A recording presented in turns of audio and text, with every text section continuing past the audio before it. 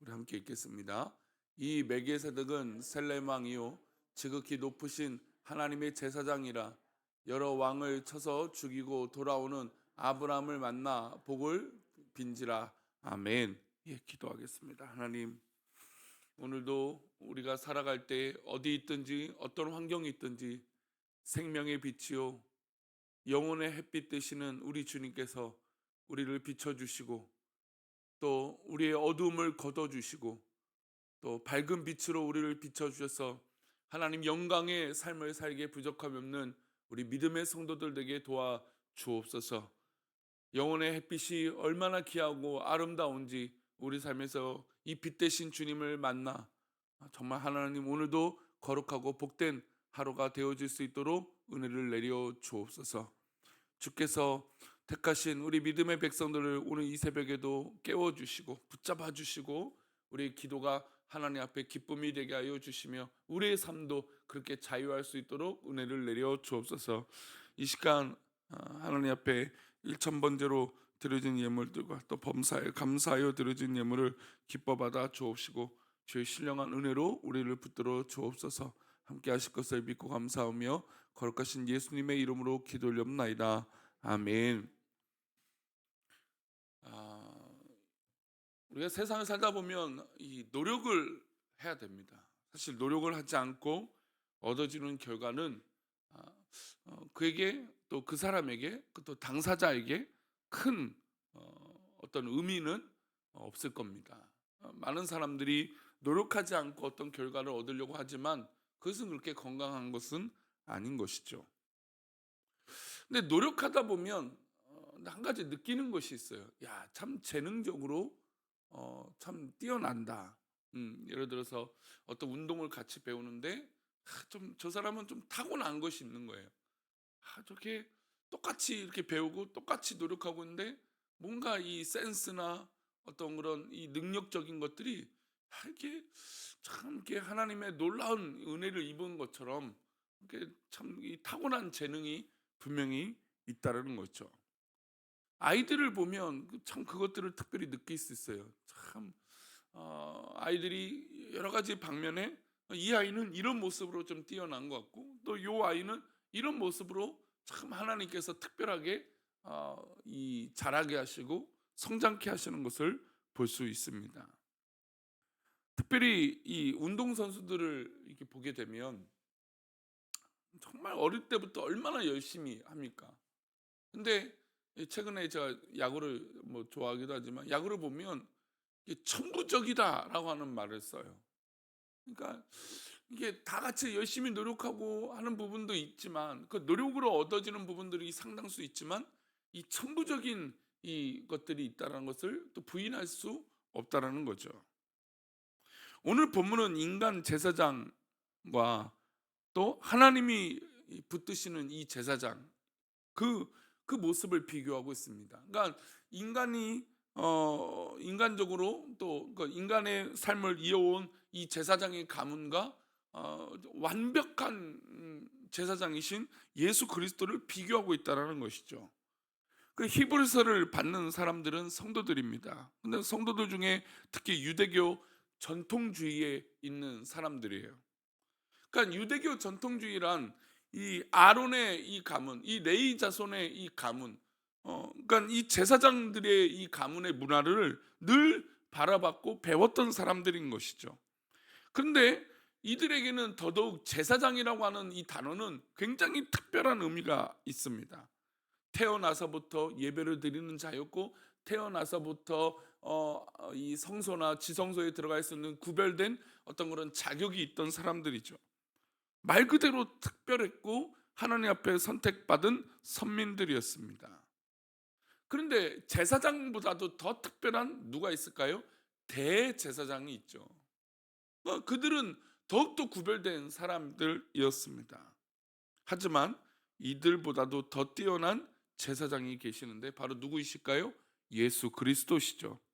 그 예수 그리스도의 뛰어남을 히브리서 7장에선 찬양하고 있습니다. 우리 1절부터 3절인데요. 함께 읽겠습니다. 이 멜기세덱은 셀렘 왕이요 지극히 높으신 하나님의 제사장이라. 여러 왕을 쳐서 죽이고 돌아오는 아브라함을 만나 복을 빈지라.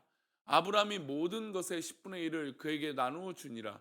그 이름은 해석하면 먼저는 의의 왕이요 그 다음은 살렘 왕이니 곧 평강의 왕이요. 3절입니다. 아버지도 없고 어머니도 없고 족보도 없고 시작한 날도 없고 생명의 끝도 없어 하나님의 아들과 닮아서 항상 제사장으로 있느니라. 이 말씀은 창세기 14장을 배경으로 하고 있어요. 아브라함이 이 조카 롯이 이 포로로 잡혀 있다라고 하는 이 소돔 땅에 이 휩쓸려 있는 이 전쟁에 아브라함이 전쟁에 참여하게 됩니다. 자신의 집에 있던 이 318명의 이 종과 이 군인들을 데리고 기습 작전을 펼칩니다. 그래서 롯과 그의 가족들을 모두 다 잡아서 구출해내는 장면이죠. 근데 그 돌아오는 길에 누구를 만나냐면 제사장 멜기세덱을 만나게 됩니다. 그래서 그때 10의 1조를 드리게 되죠.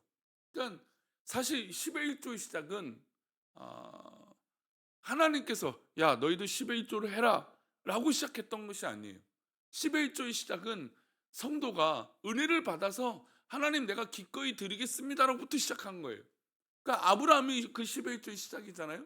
근데 그 10의 1조는 하나님께서 이 전쟁을 이겨서 전리품을 받았는데 야 너희들이 10분의 1을 해야지 이게 아니었다라는 거죠.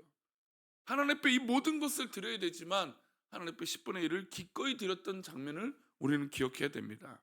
어쨌든 이 아브라함이 이 멜기세덱에게 10의 1조를 드리고 하나님 앞에 이 밥상을 차리며 이 멜기세덱을 지극히 대접을 합니다. 근데 가만히 보면 이 멜기세덱은 레인이 아닙니다. 하나님께서 레위 지파는 그 이유잖아요. 그렇죠? 아브라함과 이삭과 야곱과 이 야곱의 12아들 그 중에 레위니까 지금 이 멜기세덱은 레위 지파가 어떻게 보면 아닌 거예요. 그런데 이 레위 지파와 상관없고 여러 가지 어떻게 보면 지금 유대의 전통주의자들이 생각할 때 이 대제사장의 가문도 아닌 어떻게 보면 그런 분이 바로 이 멜기세덱이에요. 근데 이 멜기세덱에게 아브라함은 11조를 드리고 또 식사를 대접하고 또 구별하여 이 섬기고 있단 말이죠. 그러면 이 멜기세덱은 누군가요? 그는 족보도 없고 시작한 날도 없고 태어난 날도 없고 영원히 제사장으로 있는 분이라고 기록하고 있습니다. 가만히 보면 아브라함은 유대인들에게 어떤 사람입니까? 특별한 사람이죠. 믿음의 조상이고 자기 어떤 그런 유대인의 인류의 조상이 되는 사람이 바로 아브라함입니다.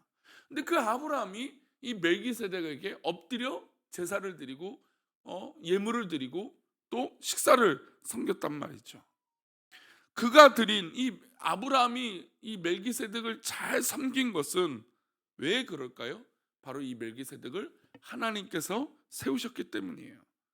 예수 그리스도는 바로 이 멜기세덱을 이어서 오신 분이라고 설명하고 있습니다. 우리 17절인데요. 함께 읽겠습니다. 증언하기를 내가 영원히 멜기세덱의 반차를 따르는 제사장이라 했도다. 그러니까 예수님이 바로 이 영원한 멜기세덱의 반차를 이은 대제사장이 되어지신다라고 설명하고 있습니다. 이 말씀은 바로 시편 110편 4절을 인용한 것이에요.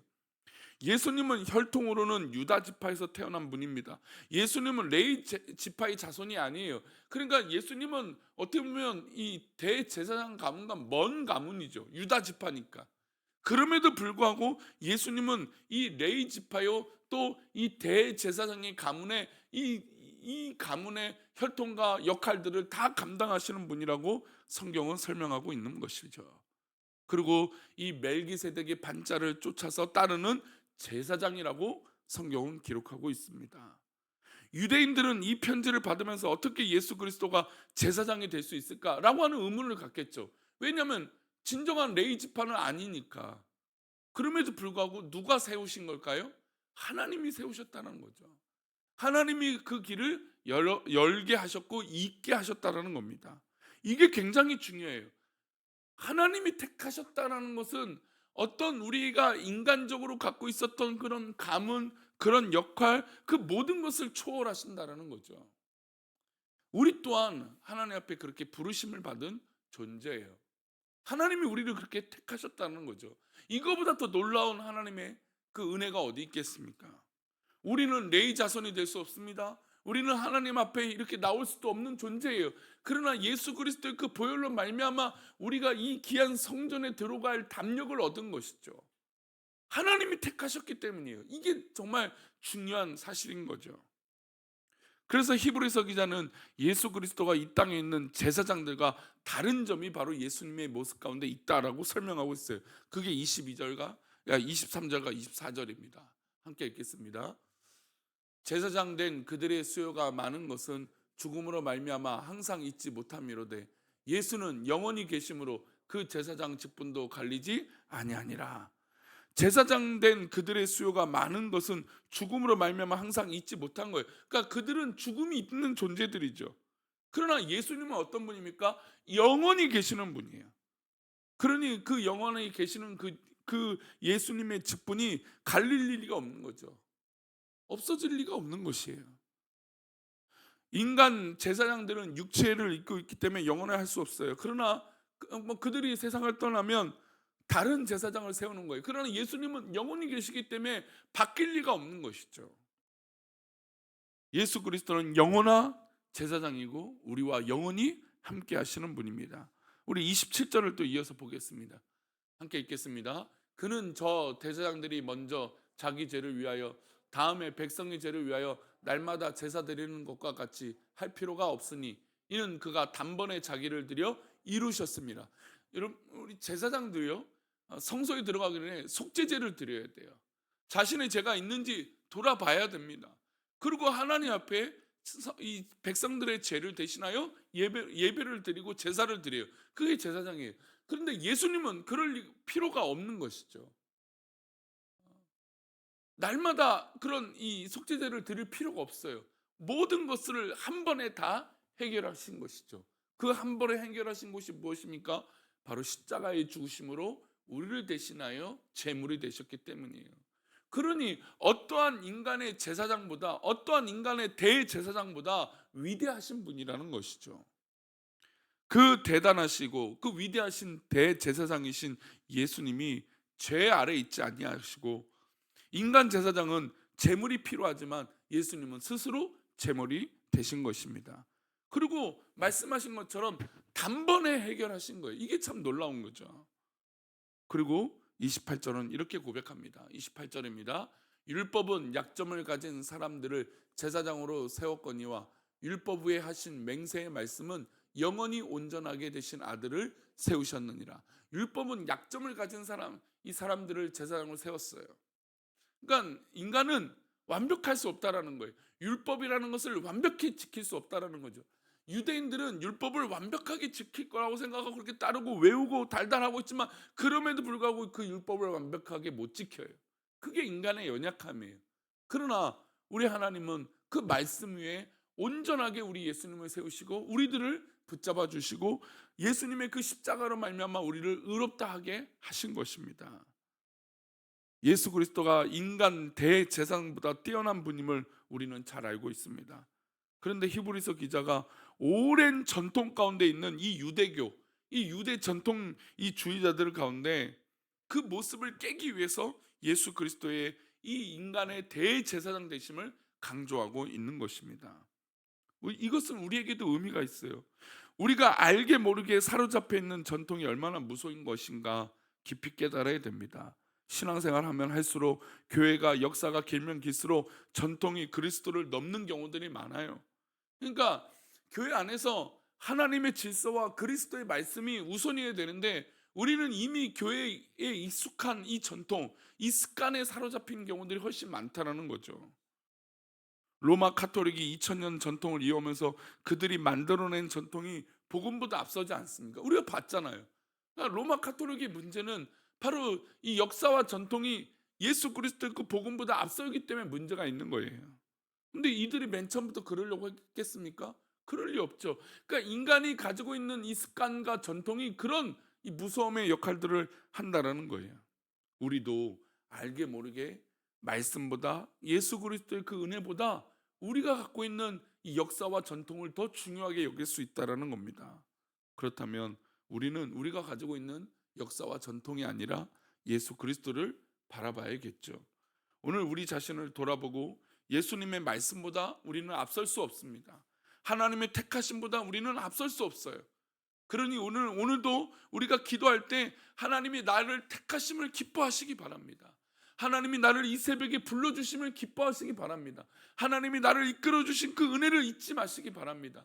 그리고 하나님이 나를 택하셔서 이 새벽에 기도하게 하시고 우리 믿음의 가족들 가운데 나를 택하신 그 하나님의 사랑을 잊지 마시기 바랍니다. 그리고 그 은혜로 말미암아 기도하고 또 우리 교회가 그 진리 가운데 바로 선다면 하나님의 은혜 가운데 우리 교회가 하나님의 복음으로 말미암아 새로운 전통이 세워질 줄 믿습니다. 오늘도 그렇게 복음 앞에서 시작하시고 복음 앞에서 은혜로 승리하시는 저와 여러분 되시기를 축원합니다. 기도하겠습니다. 하나님 아버지, 간절히 바랍니다. 우리가 인간의 마음으로 서지 않게 하시고 하나님의 복음으로 하나님의 택하심으로 서 있게 하여 주옵소서. 인간의 습관과 인간의 전통이 아니라 하나님 세우신 그 말씀으로 바로 서게 하여 주시고 위대하신 예수 그리스도를 믿어 의심치 않고 흔들리지 않는 귀한 믿음이 있게 하여 주옵소서. 우리도 그렇게 인도하시고 붙잡아 주시며 오늘도 그렇게 영혼의 햇빛 되신 예수님께서 우리를 비춰주시기를 원하옵고 거룩하신 예수 그리스도 이름으로 기도 올리옵나이다. 아멘.